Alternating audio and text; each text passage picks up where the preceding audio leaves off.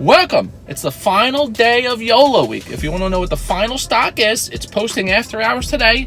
Let's dig in. Welcome to the newsroom. Final day of YOLO week.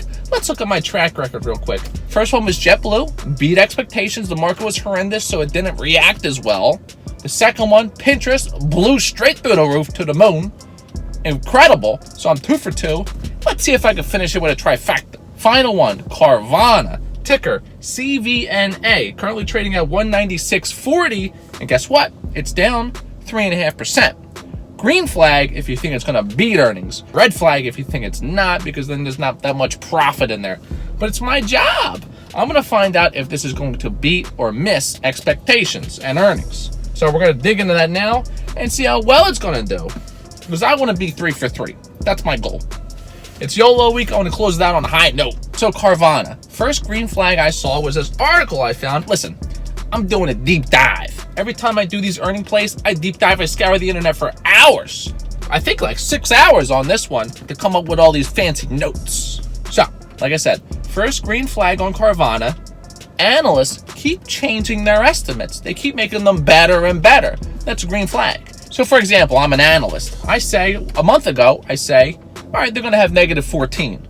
And then 2 weeks ago, I say, you know what? No. It's negative 10. And then I change it again. No, negative 6. They keep getting better and better. You're giving us too many green flags. It's too easy. That was the first bullish signal. The second bullish signal was this other article I found.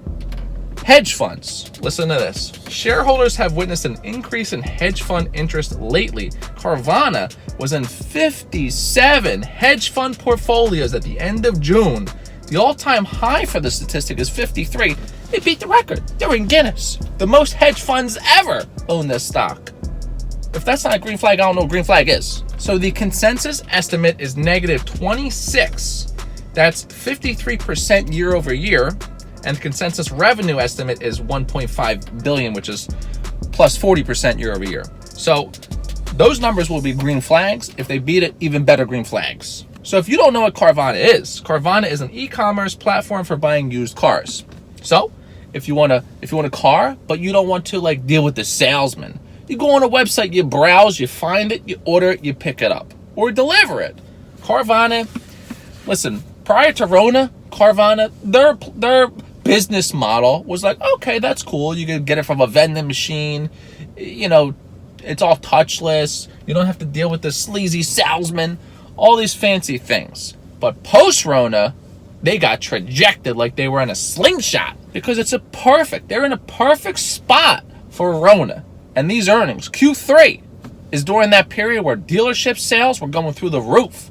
So I think these earnings are going to be very good. So the major green flag and the reason why this stock has been going so ballistic and why earnings are going to be, I think, very good, touchless delivery and trade-in. You got the whole process. Everything. You don't touch anything. No people. No touching nothing. Now, this is the craziest part of this entire analysis. Look at this chart pre-Rona. Okay, just like I said, Carvana's cool. Nothing too crazy happening. It's trading around 60, 80 bucks consistently for a couple years, right? Then Rona hits. Boom. Falls from $110 all the way down to $20. Now, if anyone would have bought Carvana when it was at 20, you would have made 12 extra money because it went to 240.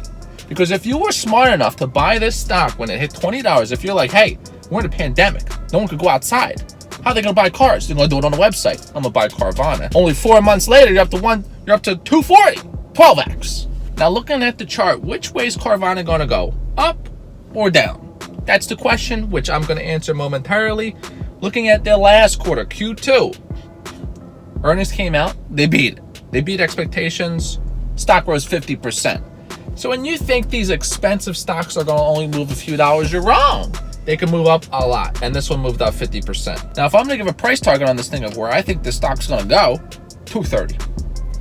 That's my prediction. I'm going to say it's going to be bullish. Currently, it's at like 196, 195, so you're getting a very good discount if you play this move. Now, nothing is a guarantee. If you're like, I'm going to put all my money in this and it's a guarantee it's going to go up, you're wrong. You're simply wrong.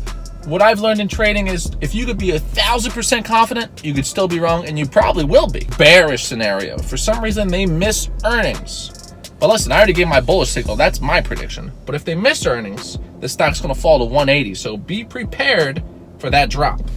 So now the reason why I incorporate a bearish scenario saying 180 is because of this. Q2 estimates were very low and they were able to beat it. Q3, the estimates are much higher. Like I said, the analysts kept changing their estimates better and better and better, which is going to make this stock have a bullish turnout much harder, if you understand what I'm saying. So that's a quick analysis on Carvana. That's my last one for this week. Next week, I'm going to do something a little different. I'm going to do penny stock week. I'm going to do a penny stock every single day. Also, deep dives come out every Wednesday, so stay tuned for that. We're going to find out what Fester's talking about when he says FIVE. Thanks for watching. Hit the subscribe if you're new to the channel. Don't forget, by watching this channel, you're getting a little bit closer to retiring young.